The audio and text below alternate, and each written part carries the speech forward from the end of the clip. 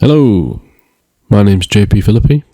I've done an update to my Reaktor controller for the JT4000 micro. I've added some extra little features since version 1. If you've not seen version 1, go and check out the other video linked below.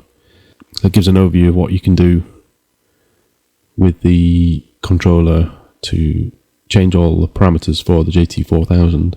Obviously you can't do it from the front panel because there's only two or three controllers that you can manually change. So this allows you to change all the controllers that are available via CC in Reaktor. So you will need a full version of Reaktor to use this. It will not work in the free Reaktor player, as that will only load official libraries. It won't load user libraries, which is what this is. But it is available on the user library, so if you want to go and get it, the link is in the description, so you can go and grab it. So what's new in version 1.1? I've added a third LFO. That's the main difference. In this section here, you can see this is a wavetable LFO, so you can actually draw in your own wave shapes. As you can see, various different wave shapes. So if you want to draw a new wave, you can just have a saw, spiky saw, or a square, whatever you fancy. Now there's 10 slots. You can change them. They're all chained, so we'll put that back to triangle wave as it was. Now you can assign this to any CC controller that's available on the JT4000. So you've got modulation, glide time, LFO mount, etc., cut off, fine tune, blah blah blah blah. You can use 4 different wave shapes, including the draw wave table I mentioned there. You can change the rate, obviously the ramp, which affects the shape of the LFO, in addition to the draw wave table that you can do here. And obviously you've got the amplitude there. You've got host sync, so you can sync it to your DAW host tempo, and also you can set the keyboard sync here, which will cause the LFO to sync when you hit a key, and also the sync phase as well, which sets the phase at which the LFO starts and finishes within that time frame. So you can alter it. You can set the number of beats in the sync. So if you want a 16 or a 32 or a 8-note pattern, you can do that also. The offset changes the level regarding the amp. So if you have it set fully at 0, it will have very little effect. The amp will just change it ever so slightly. But if you have it fully, then it goes from fully negative to fully positive. In addition to the amp that you have, it just gives you a little bit more fine tuning over the LFO. It's quite useful. So like I say, you can assign that to any of the available CCs that you have. It's a shame there aren't more CCs available on the JT4000 because it would expand it a lot, but you can do quite a lot of cool stuff with what is available, even more so than the standalone. But yeah, a couple of things are missing that I really wish they'd put in. The envelope depth, first off, and also the oscillator level, so you can balance the oscillators. Would have been just 2 controls that would have really helped things out. But for 45 quid, what are you going to do? It's the cheapest synth you can get, and it's pretty awesome for what it is. So let's have a quick listen to what we're doing at the minute. Let's go. Ooh, that's a little bit out of key there. Let's set this to off for now. Okay, so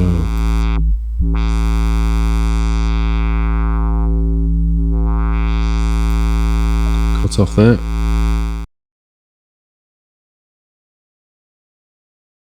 Let's set this to do a simple cutoff frequency.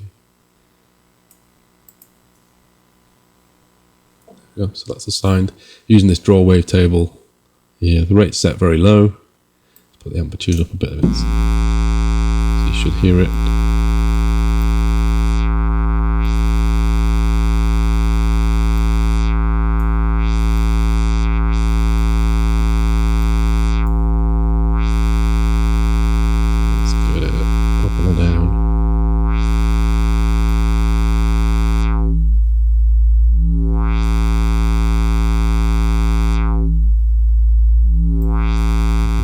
The tempo, speed of it, a little speed up.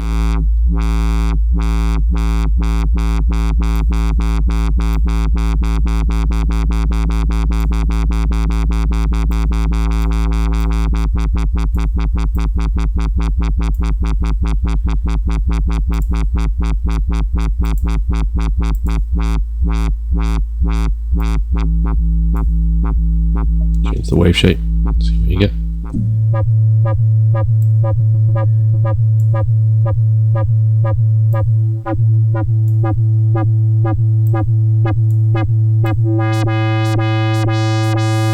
So the offset, if you have it set 2 down, it obviously goes too low. So if you put the offset right up, then you can actually get more fine tune over the cutoff, because it doesn't. You can't really change the cutoff once it's assigned, because this overrides what the cutoff does. So you have to use the offset if you want to do sweeps and the like. It's just a little bit easier.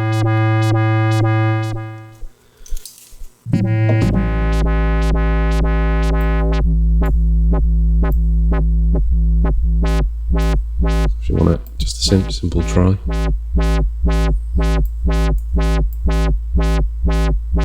So this is no longer using the wave shape, it's just using a simple try wave.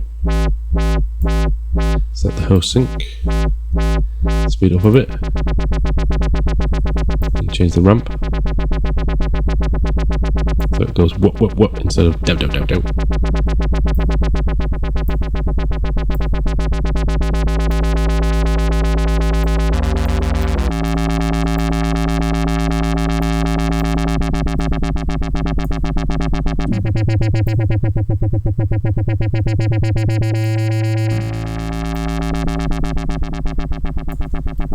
Okay, so you can also set it to, say, the fine tune.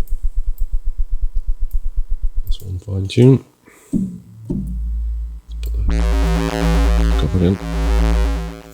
Let's turn the sync off. Set that back to pulse. Slow down.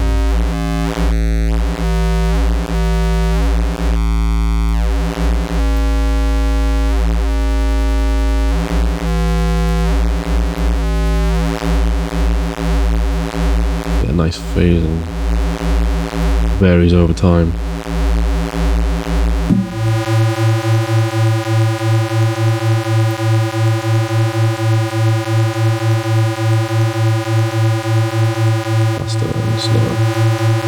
Really slow it down so you get phasing that really.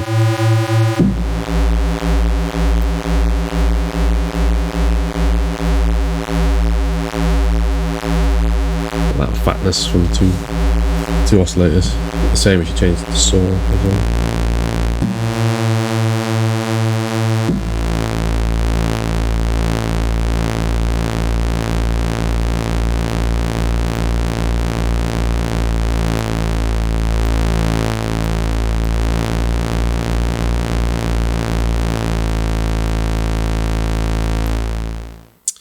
You can use that to change the ring mod as well.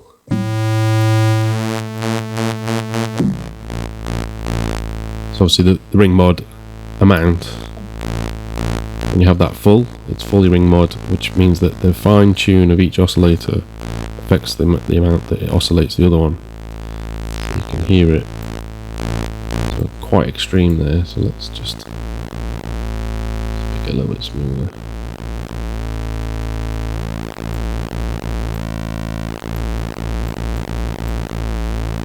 The amp down a little bit.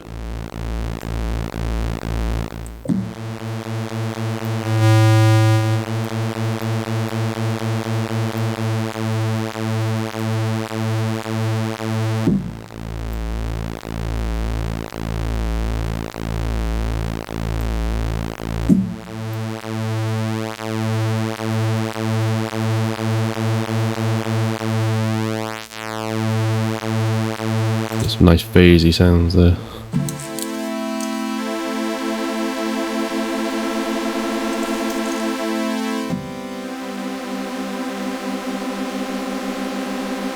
Obviously you can't assign the normal LFOs to anything other than LFO1 is tied to cutoff and LFO2 is tied to pitch modulation. So you don't have any choice about where you send that. So this new LFO allows you to send it to any parameter that you wish that is available via CC. One downside with Reaktor is that if you start throwing crazy wave shapes and lots of data down the MIDI channel, it tends to spike your CPU like crazy. So the best thing to do is under settings, if you set your control rate to 100, I think the default is 400. At that rate, it really starts to slow down your CPU, so you've got to be careful. So set it to 50 or 100, and you should be fine. Obviously, that slows down the control rate a little bit, so it's not quite as smooth as it could be, but it's still better than nothing, and it still sounds pretty cool. So yeah, that's the new features that I've added since. Obviously, the rest of the features are still the same. All the controls map perfectly, and you can save presets if you wish, but obviously it doesn't change it doesn't change everything, and not everything is saved within the snapshot. But yeah, you can use it to store some presets, kind of. At least save some settings, because obviously at the minute there's no patch editor as such, but this is the closest you can get. But it still means you can automate. So if you want to automate, I'm using Cubase here, for example. You could do some write automation. You change the cutoff, and then when you play it back, it will allow you to modulate the parameters in real time and record those knob tweaks and the like. So it's quite handy, much more handy than nothing at all, and 2 knobs, because 20 knobs is better than 2. That's about it for this version 1.1. I may be adding more features in the future. I'm hoping, if Behringer hears this, I'm hoping that they add more CCs in the future by a firmware update, especially those 2 that I mentioned, the envelope amount and the oscillator balance. That would add so much more to what you can already do. It would make a lot more sense. But, you know, it is what it is. For 45 quid, it's a cool little synth. You can do an awful lot with it, especially with the editor there. So hope you find this useful. If you like it, give us a thumbs up and subscribe if you want, and I'll be adding more content in the future, so you can hopefully have some more useful stuff to play with. So for now, cheers, take it easy. Any questions, just holler in the comments and I'll try my best to help you. Cool, have fun, catch you soon.